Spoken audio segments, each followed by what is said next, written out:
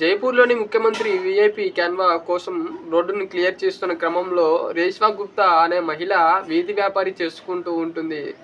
ఆమె ఎదురుపడడంతో పాటు ఆమె రోడ్డు మీద ఉండటంతో పోలీసులు అక్కడి నుంచి ఆ బండిని తోయడంతో ఆ బండి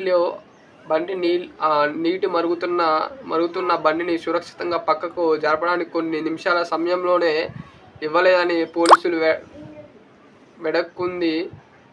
కానీ పోలీసులు వినకుండా బలంగా నెట్టిపడేశారు. రేష్మా గుప్తా ఆమె సోదరుడు ఆమె మీద నీళ్లు పడి మరిగే వేడి నీటిని ఛాతీ మీద, చేతుల మీద, కాళ్ళ మీద తీవ్రంగా గాయాలయ్యాయి. ప్రమాదం జరిగిన వెంటనే పోలీసులు సహాయం చేయకుండా వాహనం అక్కడికక్కడి నుంచి పోయాయని ప్రత్యక్ష సాక్షులను తెలిపారు. పోలీసులు వాదన తాము బండి నెట్టలేదని సీఏ క్యాన్వాలో వ్రాసిందని హడ్బాయి స్వయంగా బండి వెనుకకు లాగుతున్నప్పుడు ప్రమాదవశాత్తు వేడి నీరు ఆమె మీద పడిందని పోలీసులు చెబుతున్నారు. ప్రస్తుతం పరిస్థితి ఆమె చర్యలపై ఎఫ్ఐఆర్ నమోదు చేశారు.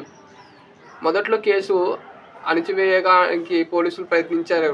ఆరోపణలు వచ్చాక తీవ్రంగా ప్రజలు నిరసనలు వ్యక్తం చేస్తూ జూన్ 2న రామ్ నగర్ పోలీస్ స్టేషన్లో అధికారిక ఏఎస్ఐ నమోదు చేశారు. మానవ హక్కుల కమిషన్ నోటీసులు ఘటనపై హక్కుల కమిషన్ తీవ్రంగా స్పందిస్తూ జైపూర్ పోలీసులు కమిషన్ మరియు జిల్లా కలెక్టర్ నుంచి సమగ్ర నివేదిక కోరింది.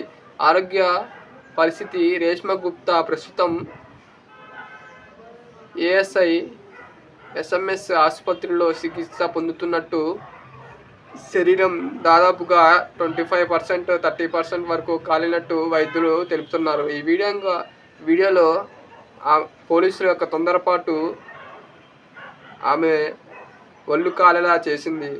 ఆమె తీస్తున్న చెబుతున్న కొద్దిపాటి నిమిషాల్లోనే ఆ బండిని తోయటం వల్ల ఆ మోమోస్ తయారు చేస్తున్న సమయంలో వేడి చేస్తున్న ఆమె మీద పడడంతో ఆమె ఛాతీ భాగం, కాళ్ళు, చేతులు మొత్తం అక్కడికక్కడే కాలిపోయాయి. వేడి నీటి పడడంతో ఆమె ఆ పోలీస్ వ్యాను వెంట పడగా ఆమెకి కనీసం